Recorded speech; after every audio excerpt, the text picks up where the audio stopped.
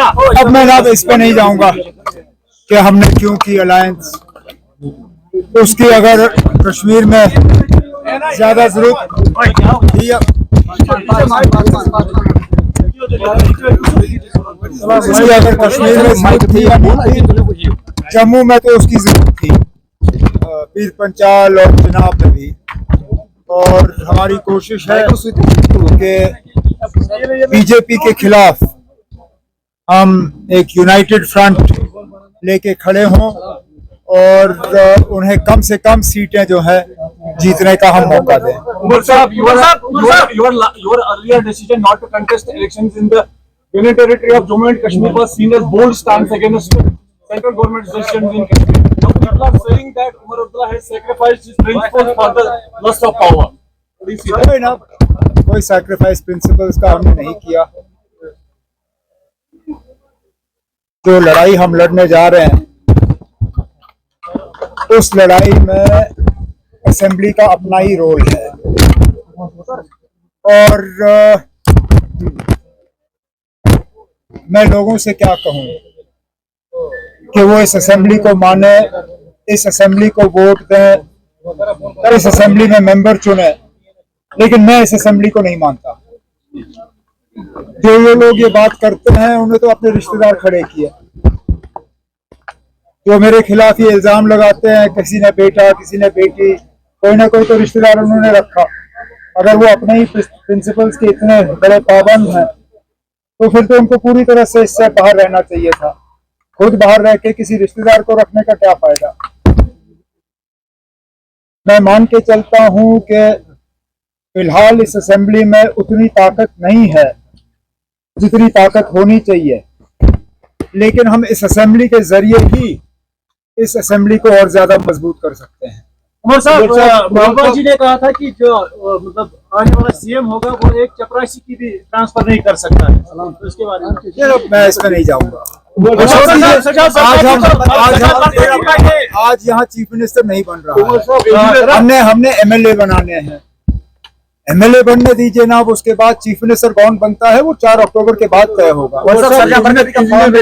जो एनआईए है वो नहीं चाहते इंजीनियर को बेल हो, क्योंकि कहते हैं कि we will influence witnesses and tamper जो एविडेंसेस है। बेल का फैसला वोटर नहीं करता।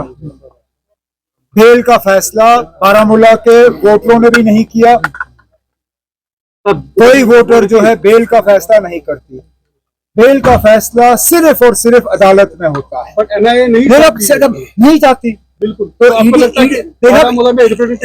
ईडी भी नहीं चाहती थी कि फारूक अब्दुल्ला के खिलाफ जो केस लगा है वो हट जाए, लेकिन अदालत ने फैसला किया और केस हटा। अब मामला अदालत के सामने है। उन्होंने अपना जजमेंट 4 तारीख तक रिजर्व किया है। जहां तक मैं जानता हूं, क्योंकि दिल्ली से कोई खबर जो है ज्यादा देर छुपी नहीं रहती, अंदर अंदर से बात बाहर आ ही जाती है। मैं अभी ज्यादा तो नहीं कहूंगा, लेकिन मुझे लगता है कि एनआईए की बात जो है वो अदालत नहीं मानेगी। बारामूला के लोगों के लिए मतलब फुटाइल एक्सरसाइज, क्योंकि रिप्रेजेंटेशन है ही नहीं उनकी। आप वेट करिए ना, 4 तारीख को अदालत की तरफ से उनका फैसला आ जाएगा।